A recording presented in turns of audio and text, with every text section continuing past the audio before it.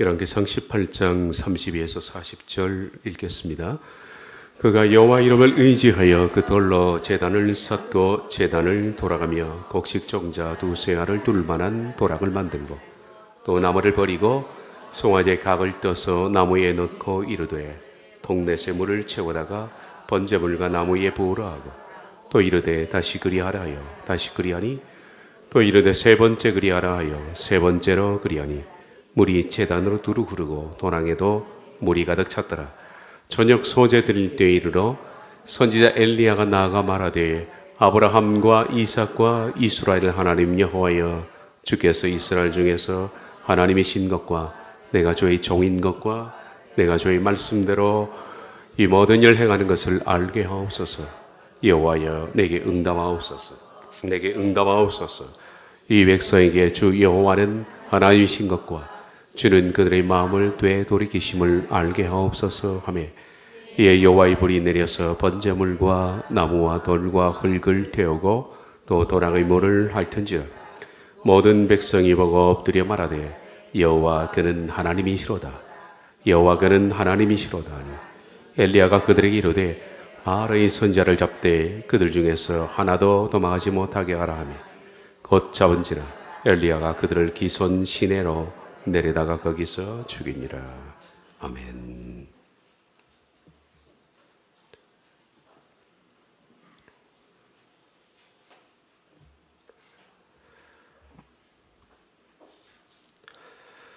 (19세기에) 미국의 유명세를 떨쳤던 변호사 한 분이 있었습니다. 로버트 잉거솔이라는 분입니다. 이 사람은 나중에 일리노이주의 검찰총장을 역임했다고 합니다. 그런데 사실 이분은 변호사로서 많은 사람들에게 이름을 알린 것보다 무신론자로서 이름을 알렸습니다. 참 별의별 사람이 다 있습니다만은 이 사람은 뛰어난 기지와 말솜씨로서 하나님이 존재하지 않음을 증명하는 데 평생을 헌신한 사람입니다. 그의 저서 모세의 몇 가지 실수 그리고 나는 왜 불가지론자인가? 불가지론이라는 것은 하나님이 있는 것도 아니고 없는 것도 아니다. 분명히 모른다. 뭐 그런 뜻입니다. 나는 왜 불가지론자인가? 라는 책들을 써서 신은 존재하지 않는다. 이걸 증명하는 데 평생을 헌신한 사람입니다. 이 잉거솔이 얼마나 말을 잘했고 또 사람들에게 얼마나 흡입력이 있는 사람인지 한 번은 기차 여행 중에 루이스 윌리스라는 사람을 만나게 됩니다. 이 윌리스는 어렸을 때부터 신앙했던 사람이고 신앙소설까지 쓴 사람인데 이 잉거솔과 합석해서 변론하는 가운데 그의 변론에 빨려 들어가서 신학을 읽게 됩니다. 윌리스는 한참 동안의 신학을 읽고 방황하다가 시간이 꽤 흐른 뒤 다시 성경을 읽고 신앙을 겨우 회복합니다. 그래서 회개하는 마음으로 쓴 영화가 배너입니다. 그 정도로 흡입력이 강했던 잉거솔에게도 항상 라이벌은 있습니다. 필립 브룩스라는 목사입니다. 이번은 여러분이 들어본 적 있을 겁니다. 헬렌 켈러의 자서전 The Story of My Life에 나오는 바로 그분입니다. 그분의 자서전의 일종 짤막하게 말하자면 헬렌 켈러의 시죠. 내가 한 번만 저 무지개를 볼 수 있다면, 내가 한 번만 저 떨어지는 낙엽의 아름다움을 목격할 수만 있다면, 단 한 번만 이 산속에 흐르는 시냇물을 바라볼 수 있다면, 나에게 이 아름다운 가르침을 주신 설리반 선생님의 미소를 단 한 번 볼 수 있다면, 내가 단 한 번만 아름다운 음을 바라는 저 오케스트라의 저 악기를 연주하는 사람들을 볼 수만 있다면, 내가 단 한 번만 내게 은혜를 베푸신 필립 브룩스 목사님의 얼굴을 볼 수만 있다면 거기에 나오는 그분입니다. 한 번은 이 브룩스 목사님이 중병에 걸려서 거의 사경을 헤매면서 입원했습니다. 모든 사람들이 면회는 사절됐습니다. 다 차단됐습니다. 그런데 잉거솔, 그 유명한 무신론자 잉거솔이 문병 왔는데 그 한 사람만은 브룩스가 면회를 받아들입니다. 브룩스는 인거스는 브룩스 목사님 만나서 묻습니다. 왜 다른 사람의 면회는 받지 않으면서 죄의 면회는 받았습니까?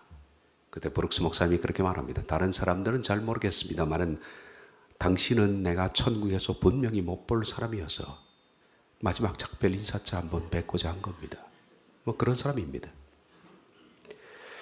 이 인거솔과 브룩스 목사님은 공개적으로 많은 사람들 앞에서 신존재 증명에 대해서 자주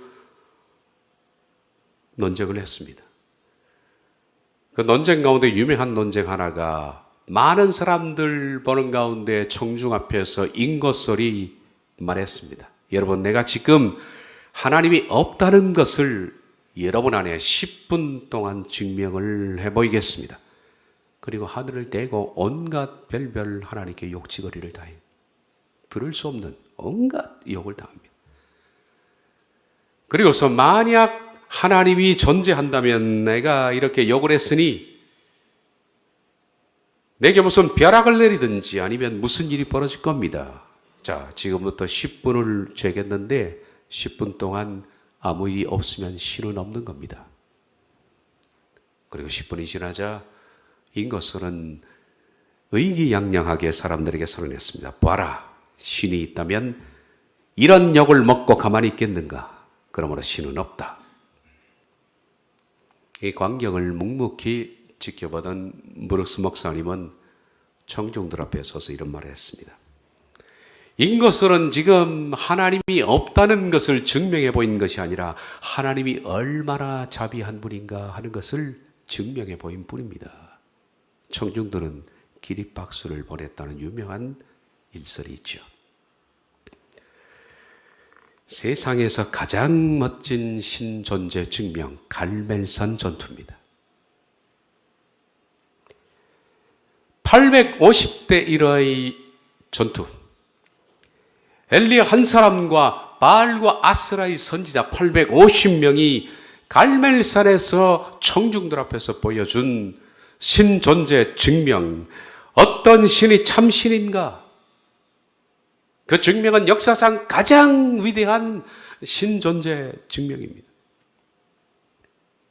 어떤 신이 참신인가? 거기에 대한 결론은 이렇게 맺기로 했습니다. 응답하는 신이 참신이다. 참신이라면 인생의 고민에 응답을 해야 된다. 그 응답하는 신이 참신이다. 이걸 전제로 놓고 850대 1이 전쟁이 시작됐습니다. 청중들이 보는 가운데에서 벌어진 이 전투에서 물론 엘리야가 승리합니다. 그리고 그 결과 850명의 거짓 것들은 몽땅 다 죽음에 처하게 됩니다.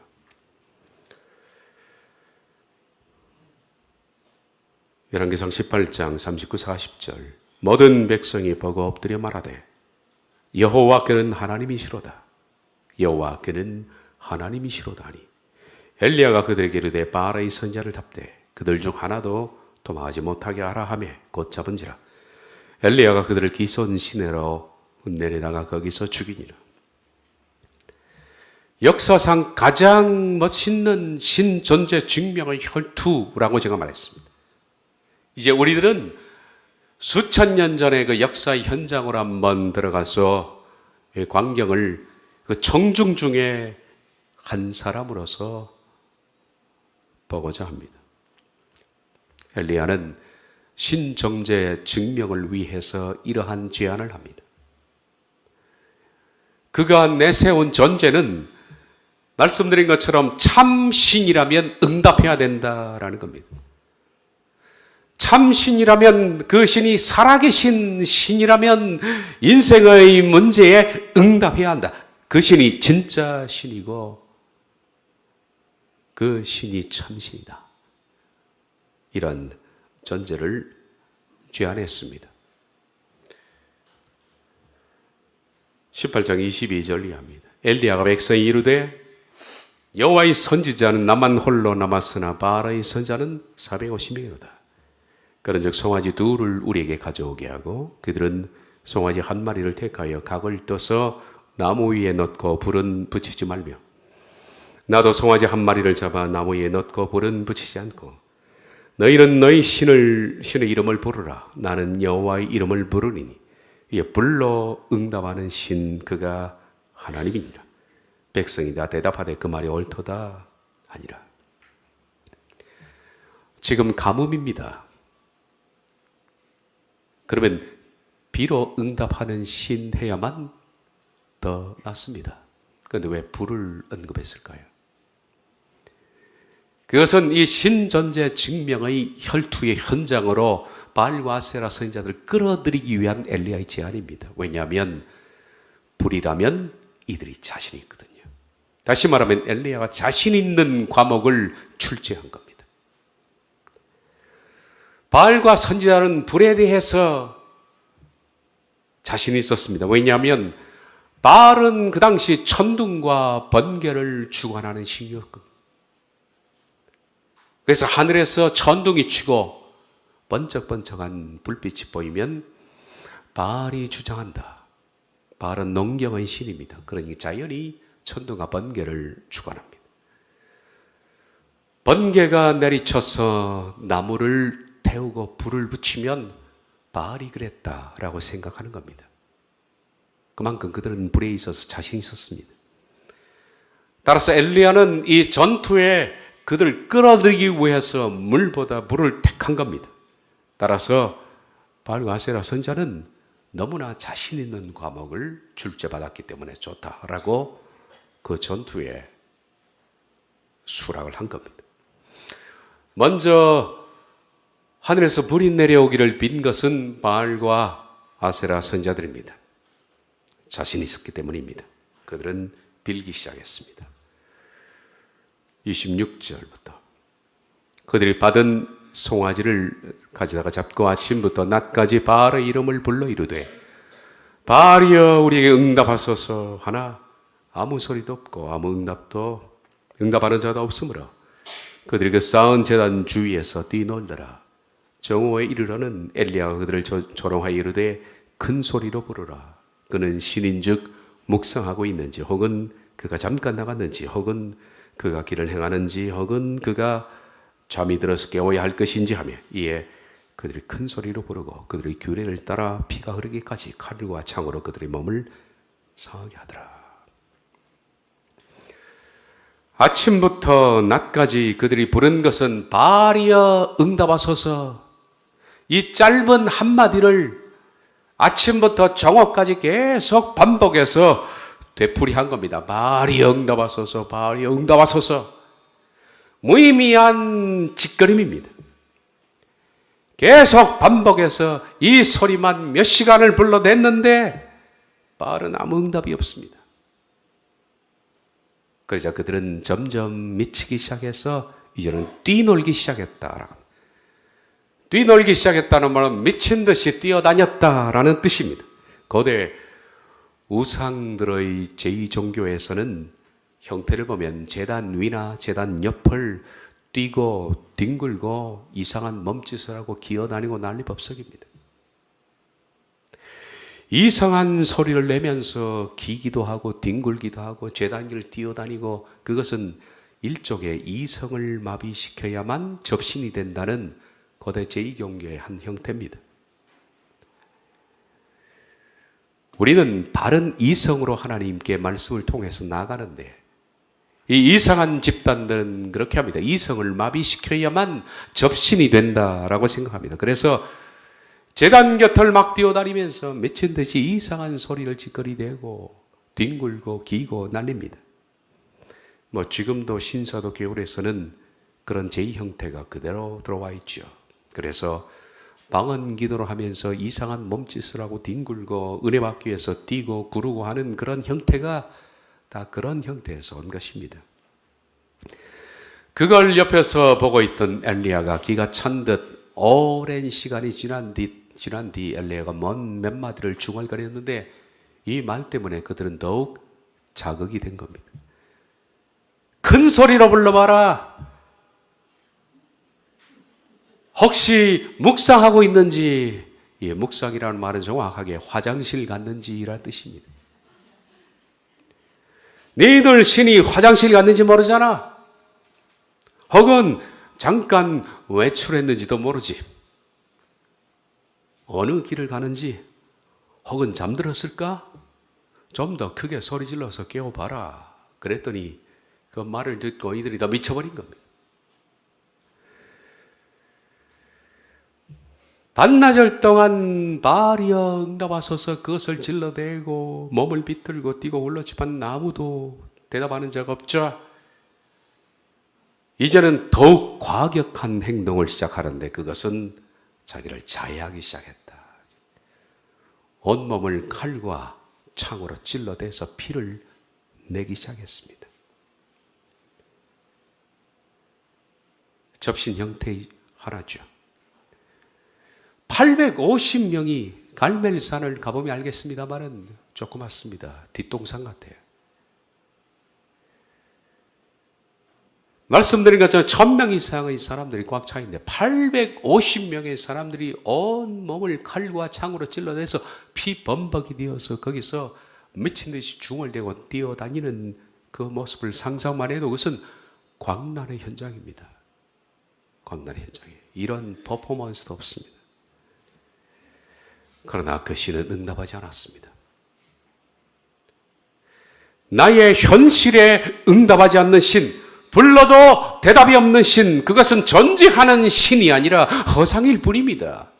참 신은 응답해야 하는 거죠. 엘리야가 했던 말을 보시기를 바랍니다. 아무 소리도 없고 아무 응답이 없고 아무 소리도 없고 응답하는 자는 돌아보는 자가 없더라. 아무라는 단어에 집중되어 있습니다. 4번 나옵니다. 아무 소리도 없고 아무 응답이 없고 아무도 돌아보지 못하는 신, 히브리어로 아무는 아인이라는 단어인데 아인은 제로입니다. 텅 빈 상태, 무.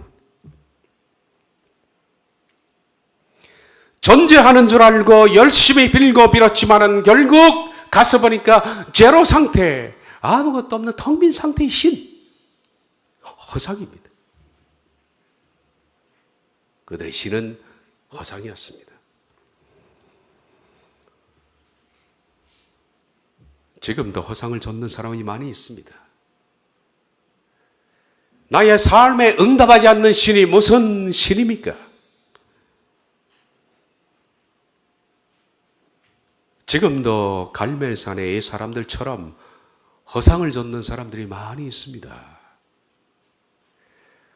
내가 인생의 역경과 위기를 만났을 때 신은 나에게 뭐라 대답하시는가? 그럴 때 대답이 없는 신은 존재하지 않는 신입니다. 불교는 말합니다. 모든 것이 없보니 그냥 다 잊어버려라. 그 불교의 핵심은 열반입니다. 열반은 있는 겁니다. 열반은 제로 상태로 들어가는 거죠. 현실도 아니고 그리고 이상도 아닌 잘 모르는 멍한 상태. 그래서 아무 생각이 나지 않는 상태. 열반입니다. 힌두교는 말합니다. 인간은 윤회되는 것이니 다음 생을 기다려봐라. 그렇게 말합니다. 이슬람교는 말합니다. 인샬라 모든 게 다 신의 뜻이다. 그러니까 그냥 포기하고 살아라. 그렇게 말합니다. 이 모든 종교는 인생의 고민에 대한 신의 답은 없습니다. 불러도 대답 없는 이름이요. 부르다가 내가 죽을 이름이요. 허상을 좇는 사람들입니다. 그러나 하나님은 살아계심으로 답이 있습니다. 언제나 하나님은 답이 있습니다. 내 인생의 문제에 대한 해답과 처방을 하나님은 우리에게 주십니다. 그분은 왜? 응답하시는 하나님이니까. 하나님 응답하시는 하나님입니다. 내가 무릎을 꿇고 진심으로 도움을 요청하기만 하면 그분은 내 고통스러운 환경에 반응해서 환경을 바꾸시든지 대부분 나를 바꾸시든지 주님은 뭔가를 바꿔 놓으십니다. 상황이 기적으로 바뀌든지 내가 바뀌는 기적이 벌어지든지. 근데 대부분 우리가 구하는 것들이 하나님과 일치되지 못해서 내 욕심으로 구하는 것이 거의 절대 다수이기 때문에 하나님은 기도하는 가운데 기도자를 바꾸시는 경우가 참 많이 있습니다. 우리가 진실로 엎드려 있는 동안에 우리가 기도했던 그리고 간구했던 그것들이 별 필요가 없다라는 사실을 발견하게 될 겁니다. 하나님은 나를 바꾸었기 때문입니다. 만약 여러분이 하나님의 말씀을 신실하게 따라가는 사람이라면 그렇습니다. 어쩌면 우리가 응답이 없는 이유 가운데 가장 큰 이유는 내가 간절함으로 기도하지 않았기 때문이며, 그리고 두 번째, 말씀을 신실하게 따르지 못해서 응답이 없었을 뿐입니다.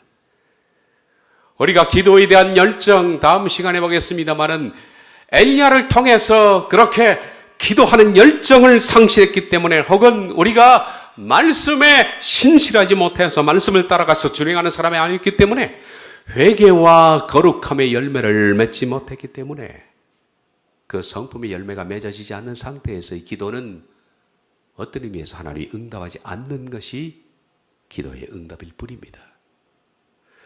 욕심으로 구하는 것은 응답되지 말아야 할 것이기 때문입니다.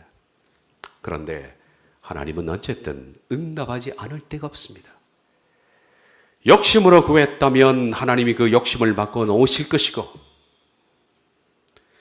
하나님의 뜻에 합했다면 하나님은 그 현장을 기적으로 바꾸실 것이며, 혹은 우리가 잘못된 간구를 했다면 하나님은 우리를 바꾸어 놓으시는 응답은 반드시 기도 가운데 체험을 해왔고, 하나님은 그렇게 응답하십니다. 단 한 번도 어김없이.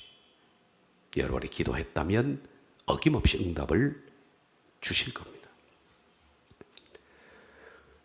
허상을 좇는 사람들도 많지만 허상을 좇는 교인들도 많이 있습니다. 교인들이 응답을 경험하지 못하는 이유는 말씀드린 것처럼 기도하지 않았기 때문에, 기도의 열정을 잃었기 때문에, 혹은 하나님을 쫓아간 것이 아니라 하나님이 주실 것들을 쫓아갔기 때문에, 그것은 허상입니다. 교인들은 하나님 자신이 아니라 어쩌면 하나님의 손에 있는 것들을 쫓아갑니다. 하나님의 이름으로 부르나 그것은 하나님 자신이 아니라 교인들이 원하는 것은 하나님의 손에 있는 자기 자신이며 아니면 물질입니다. 그것은 허상입니다.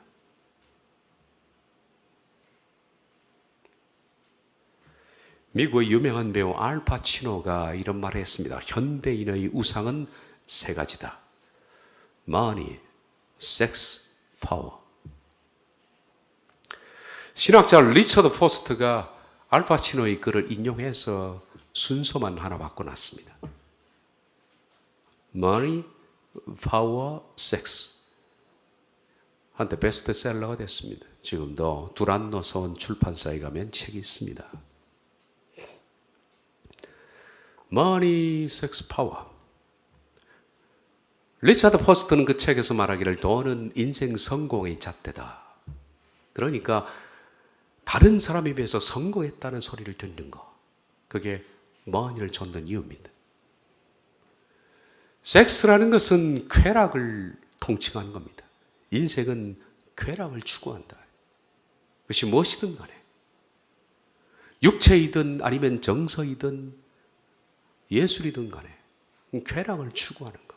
그리고 파워는 다른 사람들에게 그 많은 지위를 얻어서 존재와 존중감과 인정을 얻으려는 마음, 그 사람들이 무시하지 않는 존중하는 마음, 그것을 파워라고 그렇게 포스트가 말을 한 적이 있습니다. 사람들은 이 세 가지를 대충 줬습니다.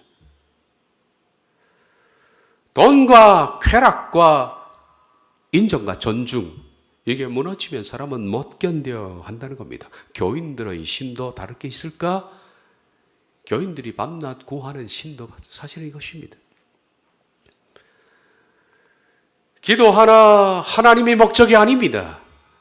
기도하나 변화가 목적이 아닙니다. 하나님의 사람이 되는 것이 목적이 아니라 돈과 엔조이와 그리고 인정과 존중이라는 허상의 신을 얻기 위해서 단지 하나님이라는 능력자에게 그것을 달라고 간구할 뿐입니다. 마치 알라딘의 마술램프에 나오는 지니처럼 그냥 베풀고 들어가면 되는 것이지 지니가 목적이 아닌 겁니다. 지니가 가져올 그런 결과물의 목적이 있는 것처럼. 그래서 대부분 교인들이 간증을 하면 뭘 얻었다는데 초점이 맞춰져 있지 않습니까? 건강을 얻었니? 돈을 얻었니? 기적을 얻었니? 하는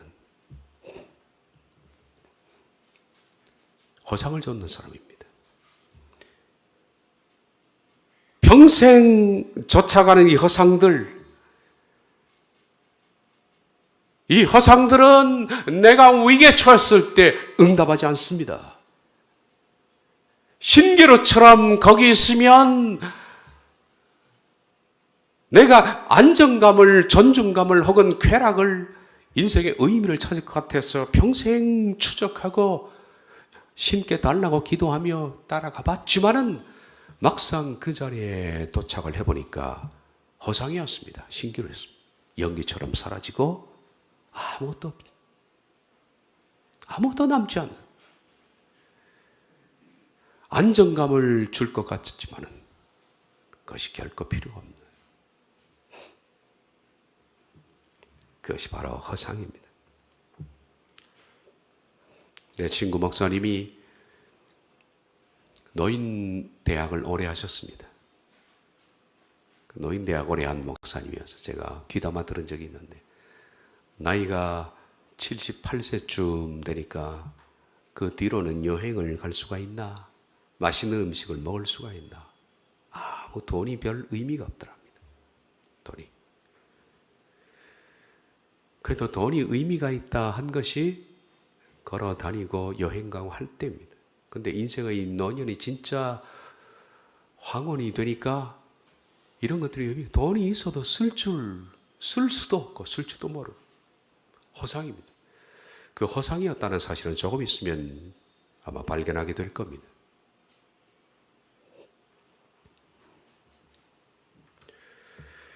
(20세기) 가장 영향력을 끼친 사람 중 탑3를 고르라면 세상 사람들도 루이스 교수를 고릅니다. 영국 옥스퍼드 대학의 인문학 교수였던, 근데 이분은 원래 기독교에도 큰 영향력을 끼친 사람입니다. 원래는 무신론자였습니다. 아니, 정확하게 말하자면 제가 좀 전에 말했던 인거설처럼 불가지론자입니다. 신이 존재하는지 존재하지 않는지 잘 모르겠다, 그런 상태의 사람이었습니다. 이분은 문학도 가르치고 역사도 가르쳤는데 문학을 연구하다가 어느 날 성경을 좀 더 알아야겠다라는 마음이 들었답니다. 그가 성경을 좀 더 알아야겠다는 이유는 성경 말씀이 궁금해서 그런 것이 아니라 성경 속의 옛 고전적 의미를 좀 찾고 싶었어. 문학적 관점에서 성경을 좀 알아야겠다, 그렇게 생각을 한 거죠. 그래서 문학자니까 성경 가운데 제일 첫 번째 그가 읽었던 것이 시편이었다, 그렇게 말합니다. 시편 1편을 딱 읽고 나서, 처음 성경을 읽었는데 1편을 읽고 나서 이번에 이 소감을 보면 그 책에 이렇게 쓰여져 있습니다. Not bad. 그저 그렇네. 나쁘지도 않고, 그썩 좋은 것도 아니고, not bad였습니다. 그런데 시편 10편까지를 읽고 이분은 고개를 흔들기 시작했습니다. 그리고 성경을 집어 던져버렸습니다. 좀 이상하다. 시라는 것은 기초적으로 아름다워야 하는데 왜 이 시편 안에는 정제되지 않는 언어가 이렇게 많을까? 거친 언어들이 너무 많다. 그리고 왜 이렇게 원수들이 많나? 하나님, 저 원수들을 언제까지 두시렵니까? 저 원수들을 죽일 기계를 준비하사 그들을 죽여주시고. 이건 시가 아니야. 이건 이거 필요가 없어. 그리고 던져버렸습니다. 던지고 나서 가만히 생각해 보니까 그 말이 옳은 것 같다 라는 생각이 듭니다. 그게 우리 인생 아닐까? 그게 인생일 거야. 우리가 살다 보면 너나 할 것 없이 누구나 원수도 생기고 정말 솔직히 말하자면 죽이고 싶은 사람이 어디 한둘이야. 살다 보면 그런 좌절감에 빠질 때도 있고 적어도 성경은 그걸 미워하지 않고 인간의 가장 근본적인 감정 앞에서 솔직한 면이 있구나.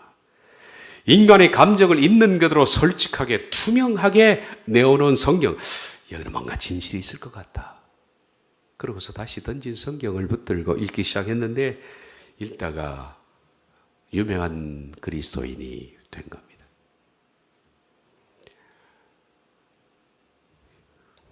그런 그리스도인으로서 많은 업적을 남겼죠. 이 루이스 교수가 비교적 그리스도인이 된 다음 초창기에 썼던 책 중에 하나가 시편에 대한 묵상입니다. 그가 여기서 고백한 겁니다. 시편에 대한 묵상. 거기서 보면 C.S. 루이스는 시편의 하나님에 대해서 이렇게 표현합니다. 시편의 하나님은 우리가 뭘 쏟아놓든 간에, 내가 무슨 악담을 퍼붓고 얘기를 하든 간에, 내 속에 있는 어떤 절망과 불평과 좌절을 여과 없이 말하든 간에, 심지어 그 하나님 앞에서 나는 하나님을 믿을 수 없어요. 왜 그랬습니까? 당신 너무 잔인해요. 라고 소리를 뱉어도 그 모든 푸념과 독백과 절망의 언어들까지 그대로 다 받아들이는 가슴을 가진 하나님. 그 하나님이 시편의 하나님이다. 라고 책에서 적고 있죠. 우리의 절망은 뭡니까? 여러분의 눈물과 한숨은 뭘까요? 아픔과 좌절은 뭡니까? 그렇습니다. 우리는 쏟아낼 분이 있습니다. 그리고 응답하시는 하나님이 있습니다. 여러분이 한숨과 눈물과 좌절을 쏟아내면 그분은 응답하십니다. 반드시 응답하십니다. 기도하지 않아서 혹은 바르게 길을 걷지 않아서 욕심 때문에 그러는 것뿐이지 그분은 응답하시는 하나님입니다. 36절 이하에 저녁 소재 드릴 때 이르러 선지 엘리야가 나아가 말하되 아브라함과 이삭과 이스라엘의 하나님 여호와여, 주께서 이스라엘 중에서 하나님이신 것과 내가 주의 종인 것과 내가 주의 말씀대로 이 모든 일을 행하는 것을 오늘 알게 하옵소서. 여호와여, 내게 응답하옵소서. 내게 응답하옵소서. 이 백성에게 주 여호와는 하나님이신 것과 주는 그들의 마음을 되돌이키심을 알게 하옵소서 하며, 이에 여호와의 불이 내려서 번제물과 나무와 돌과 흙을 태우고 또 도랑의 물을 핥은지라. 응답하셨습니다. 그분은 응답하시는 하나님입니다. 시편 62편 8절 백성들아 시시로 그를 의지하고 그의 앞에 마음을 토하라. 하나님은 우리의 피난처시로다.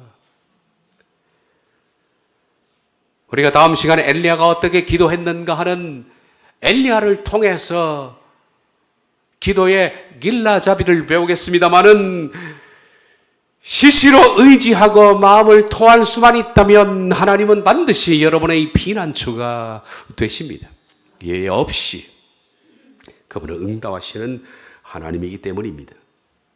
하나님은 살아계심으로 답이 있습니다. 무수하게도 우린 많은 하나님의 존재하심을 경험했습니다. 여러분의 인생의 갈등과 방황에 대한 처방과 해결책이 있습니다. 왜? 그분은 응답하시는 하나님이니까.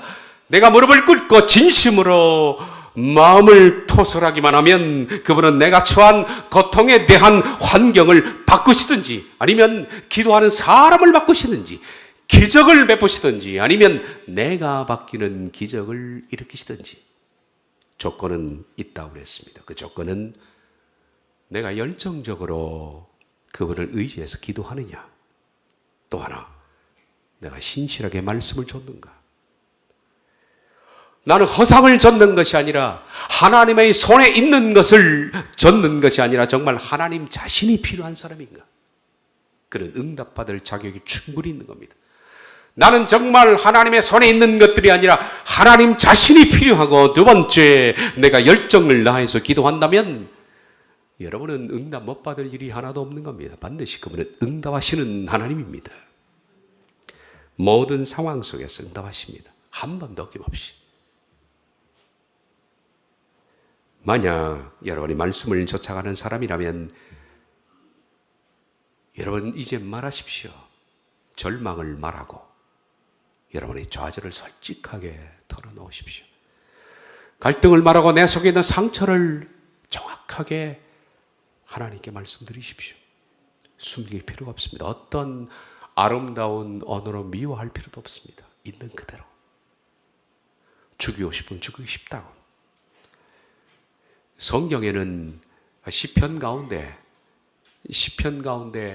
시편 기자가 원수들 때문에 토설한 욕설에 가까운, 아까 루이스 교수의 말처럼 욕설에 가까운 시들이 많이 있습니다. 그 시를 묶어서 비탄시라 그렇게 부릅니다. 시도 여러 종류가 있습니다. 비탄시가 얼마나 많은지 여러분 잘 모르실 겁니다. 시편 150편 가운데 비탄시가 무려 4분의 1 정도를 차지합니다. 그것이 우리 인생 아닙니까? 우리 인생 가운데 우린 비탄해야 할 때가 너무나 많이 있습니다.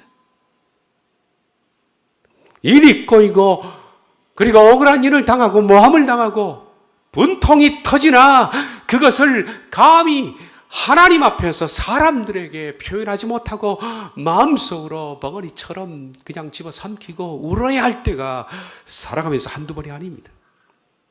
그 통탄한 심정을 사람들 앞에서는 욕으로 표현하지 못해도 하나님 앞으로 가져와서는 숨김없이 토설할 필요가 있는 거죠. 비탄시를 보면 그러면 하나님 솔직히 털어놓고 사람에게 그런 말을 했겠습니까? 저 사람 눈이 멀게 하시고 자녀와 자녀가 고리대금업자에게 깡그리 돈을 말살해서 몰살되게 해주옵소서. 그들의 후손이 애를 베면 낙태되게 해주시고 절대로 눈을 떠서 태 밖으로 나오지 못하게. 이게 사람이 할 짓입니까? 이게 지나가다가 급살 맞아 죽게 해주시고, 이런 표현들 어떻게 이해해야 될까요? 여러분, 이 비탄시를 그 사람들이 다윗이 직접 대놓고 네 자식이 고리대금업자에게 깡그리 망했으면 좋겠다고 했어요. 다윗은 절대 그러지 않습니다. 속으로 그 원수에 대해서 웃음으로 대한 거예요. 웃음으로. 절대로 표현하지 않습니다. 그러나 그 속에 담긴 그 응어리를 사람들 앞에서는 그걸 표출하지 못해도 하나님 앞으로 갖고 와서 그걸 정확하게 표출합니다. 하나님, 몰살시켜 주십시오. 어제 타작마당으로 저 가족들을 몰살시켜 주시고, 이런 것들이 비탄시입니다. 왜? 그래도 괜찮습니다. 하나님이 다 받아들이시거든요. 받아들이면서 사람은 그렇지 않습니까? 누군가 내 얘기를 실컷 들어주는 사람이 있으면 우리 능어리가 풀립니다. 근데 사람은 조심하십시오. 들어주다가도 나중에 다 얘기합니다. 다 얘기합니다. 사람한테 얘기하는 건 어려워요. 4명의 친구가 만나가지고 서로 얘기를 했습니다. 기도하면서 우리 그리스도이니까 이제부터 오픈마인드 하자. 그래서 우리가 내가 가지고 있는 단점들 이런 거 다 털어놓고 서로 기도해 주자. 그래서 한 친구가 내가 먼저 말할게. 나는 사실 술, 담배를 못 끊었어. 항상 양심에 찔려. 두 번째가 말합니다. 나는 남의 것을 훔치는 도백 습관이 있어서 교회에서도 몇 번 훔쳤지. 그래, 기도해야지. 세 번째가 말합니다. 나는 음란죄를 아직도 범하고 있어. 그래서 교회 밖에서 지금도 음란한 짓을 하고 있어. 그래, 그래도 하나님이 이해하실 거야. 마지막에 너 왜 얘기를 안 하니? 그랬더니 마지막에 합니다. 난 누구의 단점의 얘기를 들으면 그걸 꼭 다른 사람한테 얘기하는 습성이 있어. 무서운 사람입니다. 근데 네 번째 이 친구처럼 다 그렇습니다. 사람에게 털어놓지 마십시오. 언제가 발설합니다, 여러분. 하나님한테 하십시오, 하나님한테. 와서 죽이고 싶으면 죽이고 싶다고. 저는 안 그럴 것 같아요? 제가 그래요. 하나님, 저 정말 죽이고 싶습니다. 저 가만두고 싶지 않습니다. 고래고래 가음을 질러도 되고, 하나님은 큰 가슴을 가진 분이니까 여러분의 한숨과 눈물과 좌절과 아픔, 분노와 격정을 다 아십니다. 그리고 받아들이십니다. 그리고 그분은 응답을 하시되 실컷 욕하고 나면 나중에는 속이 후련해서 하나님 죽이지 마세요 이렇게 돼요. 그렇잖아요. 죽이면 안 되잖아요. 하나님, 내가 잘못했어요. 제가 쓸모없는 얘기, 나는 아직도 성화가 덜 됐나 봐요. 하나님, 내버려 두세요 제발. 이렇게 바뀌게 돼 있다고. 기도해서 응답받지 못한 거 제가 생각해도 없는 것 같아요. 기도 안에서 응답을 못 받은 것 뿐이지, 기도해서 응답받지 못한 것은 지금까지 한 번도 없었습니다. 저는 많은 기적을 목도했습니다. 어떤 때는 매일같이 일어나는 기적도 본 적이 있습니다. 신비한. 그리고 많은 경우는 하나님이 기도하는 저를 바꾸셨습니다. 그래서 더 이상 필요 없게 만드셨습니다. 응답하는 하나님, 그분이 여러분이 믿고 있는 하나님이십니다. 네, 기도하겠습니다.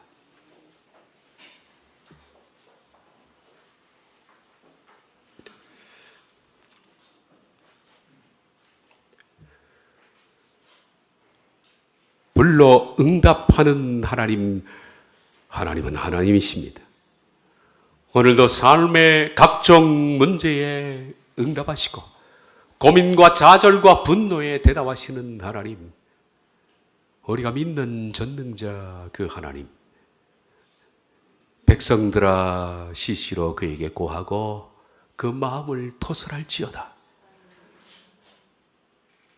하나님 앞에서 내 마음을 토해낼 때 하나님은 반드시 응답하시고 바른 길로 인도하여 오셨고 또 인도하심을 저희들은 믿고 있습니다. 사랑하는 교우들이 그 하나님께 엎드려 응답받게 하옵소서. 예수님의 이름으로 기도하옵나이다.